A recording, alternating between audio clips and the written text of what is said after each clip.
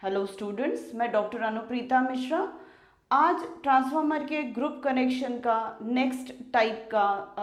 Group connection discuss करने जा रही हूँ, जो कि स्टार डेल्टा प्लस 30 डिग्री या स्टार डेल्टा 11 या स्टार डेल्टा 30 डिग्री लीडिंग के नाम से जाना जाता है। ये जो है थोड़ा सा डिफरेंट है प्रीवियस कनेक्शंस के रिस्पेक्ट में। डिफरेंट किस सेंस में है वो भी मैं बता दूंगी। समझने में डिफ़िकल्ट नहीं है। यहाँ पे थोड़ा ज़्यादा इस चीज़ पे ध्यान देना पड़ता है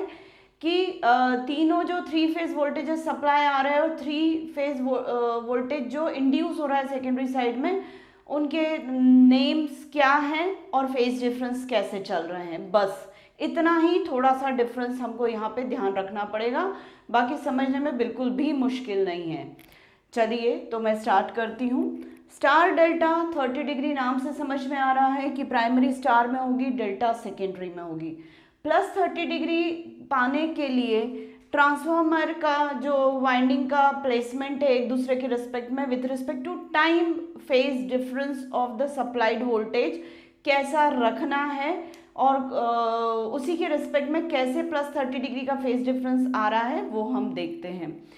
ये ट्रांसफार्मर की प्राइमरी वाइंडिंग में ये स्टार डेल्टा -30 जैसा ही है। इसके पैरेलल में मैं इसकी सेकेंडरी को रखूंगी, कोई ऑप्शन नहीं है, हम इनको सेपरेट कर ही नहीं सकते। तो ये दोनों पैरेलल में अलाइंड है ही, ये दोनों पैरेलल में अलाइंड है, ये दोनों पैरेलल में अलाइंड है। इसकी मिरर इमेज हमको मिली थी -30 डिग्री के केस में, सेकेंडरी की मिरर इमेज फॉलो की थी। इसके अलोंग मिरर इमेज जो मैंने फॉलो की थी -30 डिग्री के केस में सेकेंडरी के ओरिएंटेशन को शो करने के लिए। तो यहाँ पर जब हम इस तरीके से ओरिएंट करते हैं सेकेंडरी वाइंडिंग को, या ये कहना चाहिए एक्चुअली मैं सेकेंडरी वाइंडिंग को इस तरीके से ओरिएंट करती हूँ, मतलब प्रैक्टिकली रख नहीं रही हूँ। प्रैक्टिकली तो ट्रांसफार्मर्स ऐसे ही रखे जा रहे हैं, सिर्फ कौन से वाइंडिंग का कौन सा टर्मिनल A1 को B2 से कनेक्ट कर रही हूँ कि A1 को B1 से कर रही हूँ कि A1 को C2 से कर रही हूँ, ये थोड़ा ध्यान देने वाली बात है। इसके अलावा कुछ नहीं है। कनेक्शन ओरिएंटेशन का मतलब है कौन सी वाइंडिंग के कौन से टर्मिनल को दूसरी वाइंडिंग के कौन से टर्मिनल से कनेक्ट कर रहे हैं टू अचीव दिस, ये मतलब है इसका। बाकी ट्रांसफार्मर जो हमारे पास रखे रहेंगे पहले भी मैं बता चुकी हूँ, इसी पैटर्न में रखे रहेंगे। हमारे पास इधर से 6 टर्मिनल्स अवेलेबल है, सेकेंडरी साइड से 6 टर्मिनल्स अवेलेबल है। हमारे पास पूरा फ्रीडम है कि कौन से टर्मिनल को किससे कनेक्ट करके आपको कितने डिग्री का फेज डिफरेंस प्राइमरी के सप्लाइड वोल्टेज के रिस्पेक्ट में सेकेंडरी के इंड्यूस्ड वोल्टेज का चाहिए। 0, 180 डिग्री, -30 डिग्री, प्लस 30 डिग्री, कुछ भी। अब चलिए, तो यहाँ पर डॉट ये डॉट है, B1 पर डॉट है, कैपिटल B1 पर, स्मॉल b1 पर है, कैपिटल C1 पर है, स्मॉल C1 पर है, इस तरीके से। अब ये चूंकि दोनों अलग अलग टाइप के कनेक्शन से 3 फेज वाले, एक स्टार है और एक डेल्टा है, तो यहाँ पर मैं फेज डिफरेंस जो चेकआउट करूंगी, कंपेयर करूंगी, वो प्राइमरी के लाइन वोल्टेज और सेकेंडरी के लाइन वोल्टेज के बीच में करूंगी, या फिर प्राइमरी का लाइन टू न्यूट्रल और सेकेंडरी का लाइन टू एब्स्ट्रैक्ट न्यूट्रल के बीच का जो फेज डिफरेंस होगा उसको कंपेयर करूंगी, और वही मैं करके बता रही हूँ। दोनों में से कुछ भी हम फॉलो कर सकते हैं, पिछले वीडियो में मैं बता चुकी हूँ, डिस्क्रिप्शन बॉक्स में उसकी मैंने लिंक आपको दे दी है। अब यहाँ पर इसका फेजर डायग्राम हमने पहले जैसे ड्रॉ किया था वही कि VAN, VBN, VCN, और साथ में इसमें से बहने वाला करंट जो IA है वही डॉट से एंटर हो रहा है वाइंडिंग में, तो इस डॉट से करंट बाहर लीव आउट होगा, तो इस करंट की डायरेक्शन मैंने ये वाली दी है। यहाँ पर ध्यान देने वाली बात यह है कि इस वाले टर्मिनल को मैंने स्मॉल a बोला, इस वाले टर्मिनल को स्मॉल b बोला, इस वाले टर्मिनल को स्मॉल c बोला है। पर यहाँ पर AB जो मिल रहा है मुझे, VAB वोल्टेज जो मुझे मिल रहा है, ये VAB वोल्टेज मुझे मिल रहा है B वाइंडिंग के रेस्पेक्ट में, B ट्रांसफार्मर की सेकेंडरी वाइंडिंग के अक्रॉस मुझे VAB मिल रहा है। इसके पहले जितने भी टाइप के कनेक्शंस मैंने बताए थे,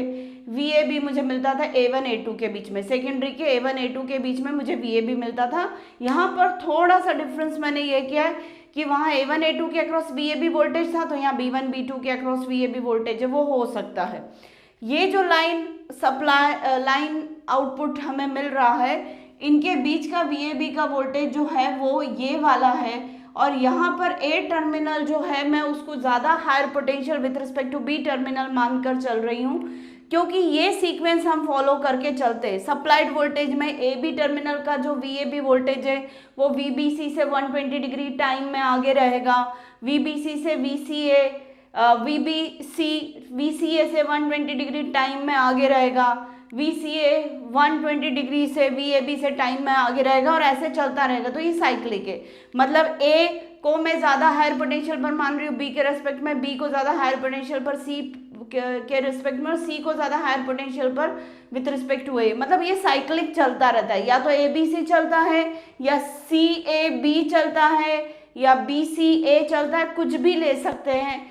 तो इस तरीके से टाइम डिफरेंस में कौन आगे है, VAB आगे है स्मॉल या कैपिटल, या VA आगे है VB से और VC से, ऐसा हम मान के चल रहे हैं, और ऐसा ही होता है। और उसी जो टाइम में सबसे आगे लेकर चल रहे हैं जिसको हम, उसको हम VAB बोल सकते हैं यहाँ से सप्लाइड में। अब ये कुछ प्रैक्टिकल चीज़ें हैं। अब जैसे A टर्मिनल ज़्यादा हायर पोटेंशियल पर है B के रिस्पेक्ट में, तो मेरा VAB का पोटेंशियल ऐसा ही है, भले ही आपको B1 पर डॉट दिख रहा हो, B2 पर डॉट नहीं है, पर A टर्मिनल किससे कनेक्टेड है, A1 से भी कनेक्टेड है, और A1 इसका पॉजिटिव पोलैरिटी है, और A जो है हायर पोटेंशियल पर है ही B से,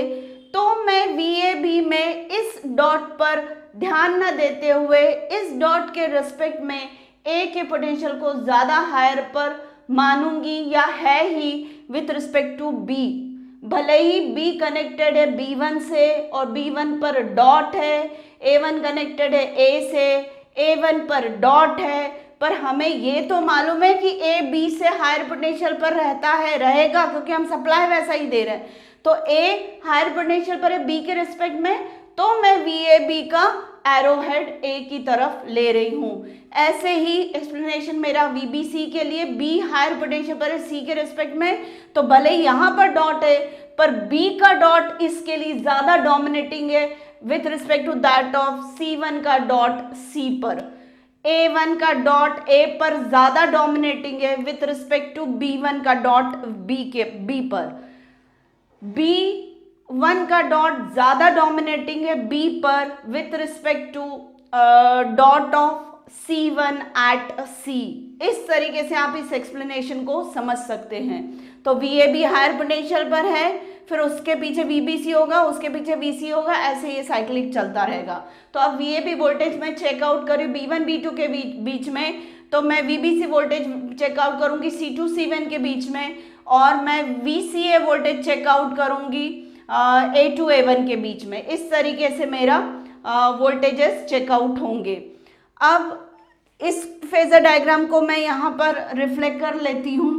तो नेचुरली VAN ऐसा है, हायर पोटेंशियल पर A है, उसके रिस्पेक्ट में यहाँ पर हायर पोटेंशियल पर A1 है, तो मेरा करंट जो ये वाला है, एक चीज़ और ध्यान देने वाली कि यहाँ पर करंट जो बह रहा है वो capital N to capital N, A to capital N बह रहा है, मतलब करंट की डायरेक्शन IAN है। और यहाँ पर करंट जो बहेगा इस डॉट से एंटर हो रहा है, तो इस डॉट से करंट बाहर निकल रहा है, तो इस करंट का जो मैं मैग्नीट्यूड है वो मैं ICA, C से A की तरफ, ये टर्मिनल C टर्मिनल है, C से A की तरफ बहने वाला करंट है, तो मैं इसको ICA बोलूंगी। क्योंकि टर्मिनल के नाम ऐसे हैं इसलिए मुझे सफिक्सेस के नाम ऐसे देने पड़ रहे हैं। और करंट की डायरेक्शन में डॉट से बाहर निकलने वाली, क्योंकि इसकी वजह से इसमें इंड्यूस हुआ करंट यहाँ से डॉट से एंटर कर रहा है, तो इंड्यूस हुआ करंट डॉट से बाहर ही जाएगा। तो इसके अक्रॉस के वोल्टेज को मैं VCA बोल रही हूँ, या पर करंट को मैं क्या बोल रही हूँ, ICA। ध्यान दीजिएगा इसके पहले वाले में जहाँ पर मैं जैसा करंट की डायरेक्शन और वोल्टेज की डायरेक्शन ध्यान देती थी वही चीज़ मैं यहाँ पर कर रही हूँ, पर करंट के नाम जो है वो CA है और वोल्टेज का नाम है CA ही ले रही हूँ। सेम चल रहा है, यहाँ पर कोई डिफरेंस नहीं है। तो अब जब इस वाले वोल्टेजेस को AN को BN को CN को सबको ड्रॉ कर दिया, उससे 5 एंगल लैग करते हुए IN, IBN और ICN तीनों करंट्स मैंने ड्रॉ कर दिए। इसके लिए मैं केवीएल इक्वेशन लिखूंगी, तो केवीएल इक्वेशन के हिसाब से VAB को मैं रियलाइज करवा सकती हूँ। इस फेजर डायग्राम पर, प्राइमरी फेजर डायग्राम पर करवा दिया, मतलब तीनों लाइन टू न्यूट्रल वोल्टेजेस को यहाँ शो कर दिया, तीनों लाइन टू न्यूट्रल करंट को मैंने शो कर दिया, और तीनों केसीएल इक्वेशंस के थ्रू लाइन वोल्टेजेस को VAB, VBC, VCA तीनों को शो कर सकते, तो मैंने सिर्फ अभी VAB को शो किया हुआ है। अब हम फेजर सेकेंडरी का भी बना लेते हैं। तो सेकेंडरी फेजर में मैं इसे VCA वोल्टेज बोलूँगी, मतलब C हायर पोटेंशियल पर A के रिस्पेक्ट में। जब मैं A को चेक करूंगी तो C को ज़्यादा हायर पोटेंशियल पर बोलूंगी A के रिस्पेक्ट में। जब AB को चेक करूंगी तो A को ज़्यादा हायर पोटेंशियल पर बोलूंगी B के रिस्पेक्ट में, और VBC चेक करूंगी तो B को ज़्यादा हायर पोटेंशियल पर बोलूंगी C के रिस्पेक्ट में। तो इस वाइंडिंग के अक्रॉस इसकी प्राइमरी A1 A2 है, जिसके अक्रॉस के वोल्टेज को VAN बोल रहे हैं। इसी की जो सेकेंडरी में इंड्यूस वोल्टेज है उसको हम VCA बोलेंगे। तो ये VCA वोल्टेज है। इससे 120 डिग्री पीछे मैं VBA बना दूंगी, उससे 120 डिग्री पीछे मैं VBC बना दूंगी। तो एंड नेम, लाइन नेम्स के अकॉर्डिंग ये तीनों वोल्टेज हमारे VAB, VBC और VCA बन गए। अब VCA में बहने वाला जो करंट है उसको मैं ICA बोल रही हूँ, तो वो ICA VCA से ∅2 एंगल से लैग करेगा, मतलब ये वाला एंगल ∅2 एंगल है, ये एंगल ∅2 एंगल है। और ऐसे ही VAB जो होगा, ये वाला वोल्टेज, यहाँ पे बहने वाला करंट कहाँ से कहाँ तक, डॉट से बाहर निकलेगा, क्योंकि सेकेंडरी वाइंडिंग में इस डॉट से करंट इंटर कर, सेकेंड ट्रांसफार्मर की प्राइमरी वाइंडिंग से डॉट से करंट इंटर कर रहा है, तो सेकेंडरी वाइंडिंग जो सेकेंड ट्रांसफार्मर की उसके डॉट से करंट बाहर आएगा, तो करंट की डायरेक्शन ये वाली ली, A to B फ्लो हो रहा है, इसे सफिक्सेस में IAB नाम दिया है हमने। तो इस तरीके से IAB करंट इस डॉट से बाहर निकल रहा है, तो VAB के साथ IAB ∅2 एंगल लैगिंग पर शो करेंगे, ये ∅2 एंगल लैगिंग पर IAB शो करेंगे। ऐसे ही VBC वोल्टेज ये है, VBC में बहने वाला जो करंट है वो IBC है, जो B टर्मिनल से C की तरफ बह रहा है। As per the third transformer dot से करंट एंटर कर रहा है, इस डॉट से करंट बाहर आ रहा है, तो करंट की डायरेक्शन मैंने डॉट कन्वेंशन के अकॉर्डिंग करंट की डायरेक्शन तीनों सेकेंडरी वाइंडिंग्स में ली है। और वोल्टेज को मैंने एज पर लाइन वोल्टेजेस के रिस्पेक्ट में लाइन टू लाइन वोल्टेजेस को लिया है मैंने, मतलब वाइंडिंग नेम A1 A2 है, तो वो जरूरी नहीं कि VAB वोल्टेज है, B1 B2 के अक्रॉस का वोल्टेज VAB है, A1 A2 के अक्रॉस का वोल्टेज तो VCA है। तो हमने लाइन टू लाइन वोल्टेज के लाइन टू लाइन नेमिंग के हिसाब से वोल्टेज को नाम दिया है, और करंट बहने का जो कॉन्सेप्ट रखा है वो एज पर डॉट कन्वेंशन ही रखा हुआ है, और करंट किस पर्टिकुलर लाइन टर्मिनल से किस टर्मिनल की तरफ बह रहा है उस हिसाब से उसके सफिक्सेस देकर रखें। तो कंफ्यूज नहीं होना है, कॉन्सेप्ट वैसे ही चला आ रहा है, कोई चेंज नहीं है, सिर्फ डिफरेंस इतना आया है कि पहले हम A1 A2 सेकेंडरी वाइंडिंग में VAB वोल्टेज लेते थे, तो अब हमारे B1 B2 वाइंडिंग में VAB वोल्टेज चेक हो रहा है, तो उसके रिस्पेक्ट में बाकी दोनों में भी बदलाव आ गया है। अब यहाँ पर मैं सेकेंडरी साइड में KCL इक्वेशंस को रियलाइज करवा सकती हूँ, क्योंकि ये डेल्टा कनेक्शन है, तो हम KCL इक्वेशंस को भी यहाँ पर रियलाइज कर सकते हैं। पर मेरे लिए करंट का फेजर यहाँ पे इतना इम्पोर्टेंट इसलिए नहीं है क्योंकि जो मुझे फेज डिफरेंस +30 डिग्री का देखना है वो या तो दोनों के लाइन वोल्टेजेस, मतलब VAB कैपिटल और स्मॉल VAB के बीच का चेक करके बताऊं, या VAN और ये VAN के बीच का मैं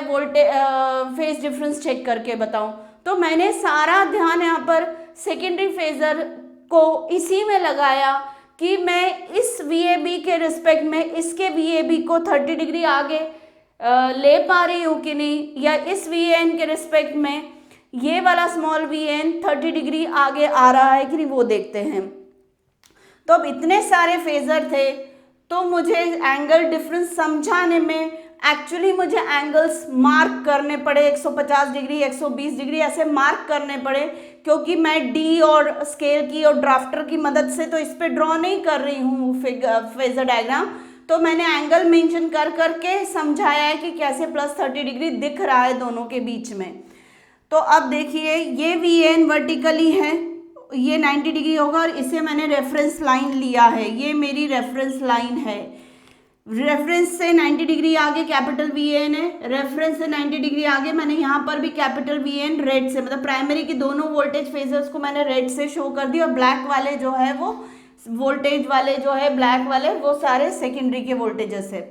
अब ये वाला जो वाइंडिंग है उसके पैरेलल में ही मैं वी ए बी शो करूंगी, तो इस वाइंडिंग के पैरेलल में मैंने वी ए बी शो किया, और ये वाली वाइंडिंग कितना एंगल बना रही, रेफरेंस से 150 डिग्री, क्योंकि ये पूरा एंगल 60 डिग्री है, तो ये छोटा सा एंगल जो होगा ये 30 डिग्री का है, इसका मतलब 180 माइनस 30 है 150 डिग्री है। तो ये देखिए मैं ये वाला एंगल किसका, वी ए बी का, ये वाला पूरा angle, sorry V A B का ये वाला पूरा एंगल मैंने 150 डिग्री पर शो कर दिया है, वी ए बी का ये वाला एंगल पूरा 150 डिग्री पर शो कर दिया है। अब वी ए बी ये वाला है, ये वी ए बी है, और ये वाला जो होगा सॉरी ये वाला जो होगा वो वी ए एन होगा, और ये वी ए बी होगा, और ये एंगल पूरा कितने का है 30 डिग्री का, ये पूरा 60 डिग्री का है, तो हाफ 30 डिग्री का, मतलब इन दोनों के बीच में एंगल कितना होना चाहिए 30 डिग्री, मतलब वी ए बी और वी ए एन के बीच का ये वाला जो एंगल मिल रहा है ये 30 डिग्री का मिल रहा है, ठीक है। अब ये दोनों मुझे वी ए बी और वी ए एन मिल गए सेकेंडरी के, और मुझे यहाँ पर वी ए बी कैपिटल और वी एन कैपिटल प्राइमरी का मिल गया है, तो मैंने इन दोनों को उठाकर भी वहाँ शो कर दिया है, तो इन दोनों के बीच में भी 30 डिग्री का ही एंगल डिफरेंस रहेगा, क्यों, क्योंकि रेफरेंस से वी ए एन 90 डिग्री पर है, और ये पूरा 120 डिग्री का है, ये 60 डिग्री का है, तो ये 30 डिग्री का आएगा, मतलब 90 प्लस 30 डिग्री, ये वाला एंगल पूरा 120 डिग्री का है, तो रेफरेंस से 120 डिग्री पर वी ए बी होगा, और रेफरेंस से 90 डिग्री पर वी ए एन होगा, मतलब मुझे दिख रहा है कि ये वाला V A N, small V A N capital V A N से 30 डिग्री आगे है, और small V A B capital V A B से 30 डिग्री आगे है। इस तरीके से दोनों में से किसी को भी कंपेयर करूं, लाइन वोल्टेजेस को या फिर neutral to phase voltage, neutral to line को कंपेयर करूं, मुझे प्लस 30 डिग्री आगे ही दिख रहा है सेकेंडरी का वोल्टेज। तो ये पूरा एक्सप्लेनेशन हो गया कि कैसे 30 डिग्री आगे है सेकेंडरी इंड्यूस्ड वोल्टेज, लाइन वाला या न्यूट्रल टू लाइन वाला। अब ये जो कनेक्शन है A1 B2 B1 C2 A2 C1 ये सब यहाँ मेंटेन कर लिया, और स्टार वाला भी मेंटेन कर लिया है, तो ऐसा जिसमें कोई बहुत दिमाग लगाने वाली बात नहीं है। अब हम वोल्टेज रेशो को देख लेते हैं, तो सेकेंडरी साइड का phase voltage upon primary side का फेज वोल्टेज जो होता है उसका रेशो क्या होता है। अब नाम में यहाँ फर्क आएगा, अगर मैं AC इस वोल्टेज की बात करूं या VAC बोलूं या VCA बोलूं, मैग्नीट्यूड तो सेम है, यहाँ पर मैं VAC बोलूं या VCA बोलूं मैग्नीट्यूड अपॉन मैग्नीट्यूड ही ले रही हूँ, तो मैंने VAC भी लिख दिया तो भी कोई गलती नहीं की है, VBA लिख दिया तब भी कोई गलती नहीं की, और VCB लिख दिया तब भी कोई गलती नहीं की, और डिनोमिनेटर में मैंने इसके अक्रॉस का वोल्टेज कैपिटल VAN है, इसके अक्रॉस का वोल्टेज डॉट के रेस्पेक्ट में। अब मैंने ये सफिक्सेस किस हिसाब से लिए, तो इस डॉट पे हायर पोटेंशियल मान रही हूँ, तो C के रेस्पेक्ट में इस डॉट पे भी हायर पोटेंशियल मान रही हूँ, मतलब A2 के रेस्पेक्ट में A1 ज्यादा पोटेंशियल पे ऐसा मान रही हूँ, पर कोई गलती नहीं है, मैं इस वोल्टेज को VAC की जगह VCA भी बोल सकती हूँ। तो ये रेशोज मैंने नाम जो ले रही हूँ टर्मिनल्स के उसके हिसाब से ये नेमिंग दे दी है, पर हाँ ये ऊपर वाले वोल्टेजेस के जो सफिक्सेस लिए हैं वो पर्टिकुलर उस वाइंडिंग के डॉट के हिसाब से लिया है। इस वाइंडिंग का इंड्यूस सेकेंडरी वोल्टेज मुझे यहाँ दिखने वाला है, तो इसके डॉट पे प्लस पोलैरिटी कैपिटल A1 पर दिखेगी, तो यहाँ पर स्मॉल A1 पर मुझे प्लस मिलने वाला है विथ रिस्पेक्ट टू A2, और A1 A से कनेक्टेड है स्मॉल a से, A2 C से कनेक्टेड है, तो मैं इस वोल्टेज का नाम टाइम बीइंग VAC बोल दे रही हूँ, और यहाँ पे शो कर रही हूँ VCA। नो वरीज, कोई ज़रूरत नहीं है, मतलब हम सिर्फ मैग्नीट्यूड हैंडल कर रहे हैं, तो ऐसा सच हमसे कोई गलती नहीं हो रही, तो इस तरीके से ले लिया। करंट कितना बह रहा है यहाँ पे IN, और यहाँ पे कितना बह रहा है ICA, पर है तो इसी ट्रांसफार्मर की प्राइमरी का करंट और इसी ट्रांसफार्मर की सेकेंडरी का करंट, इसी ट्रांसफार्मर की प्राइमरी का करंट अपॉन इसी ट्रांसफार्मर की सेकेंडरी के करंट का रेशो, प्राइमरी अपॉन सेकेंडरी का करंट का रेशो के होगा, या इसी ट्रांसफार्मर की सेकेंडरी वाइंडिंग का वोल्टेज अपन प्राइमरी वाइंडिंग के वोल्टेज का रेशो भी के होगा, तो वही मेंटेन किया, बस नाम मैंने इसके हिसाब से उठाए, टर्मिनल नेम, गलती कुछ भी नहीं है। अब ऐसे ही हमने किया, सेकेंडरी के लाइन वोल्टेज को मैंने सीधे सीधे रिप्लेस कर दिया, क्योंकि सेकेंडरी डेल्टा है तो प्राइमरी लाइन वोल्टेज सेम है, पर प्राइमरी में लाइन वोल्टेज और फेज वोल्टेज में डिफरेंस है, तो प्राइमरी के फेज वोल्टेज को √3 से मल्टीप्लाई किया तो लाइन में बदल गया, तो इधर मुझे के को भी डिवाइडेड बाय √3 करना पड़ा। तो इस हिसाब से मुझे लाइन वोल्टेजेस का रेशो मिला है सेकेंडरी अपॉन प्राइमरी, वो के अपॉन √3। और सिमिलर पैटर्न में जब मैं लाइन करंट प्राइमरी का अपॉन लाइन करंट सेकेंडरी का लेती हूँ तब भी मुझे के अपॉन √3 ही रेशो मिलता है। तो ये इस तरीके से, ये थोड़ा सा टिपिकल है स्टार डेल्टा 30 डिग्री, इसलिए मैंने पूरा एक सेपरेट वीडियो इस पर बनाया, क्योंकि कई बुक्स में जब ग्रुप कनेक्शन समझाते तो आते आते इस पर्टिकुलर कनेक्शन के एक्सप्लेनेशन में जस्ट एक पैराग्राफ लिख दिया, फिगर बना दिया और ख़त्म, और कुछ नहीं उसके बारे में लिखा जाता, बहुत शॉर्ट में डिस्कशन किया जाता है। और कई वीडियोस भी मैंने देखे हैं तो मुझे भी उसमें लगा कि नहीं, मुझे यहाँ पर एक्सप्लेनेशन देने की ज़रूरत है। तो उम्मीद है आपको मेरा ये एक्सप्लेनेशन पसंद आया होगा, तो तुरंत मेरे आज के वीडियो को लाइक कर दीजिए और मेरे चैनल को सब्सक्राइब करिए, और ज़्यादा से ज़्यादा मेरे कंटेंट से फ़ायदा उठाने की कोशिश करिए, और अपने बैचमेट्स में भी शेयर करिए इस कंटेंट को। Thank you.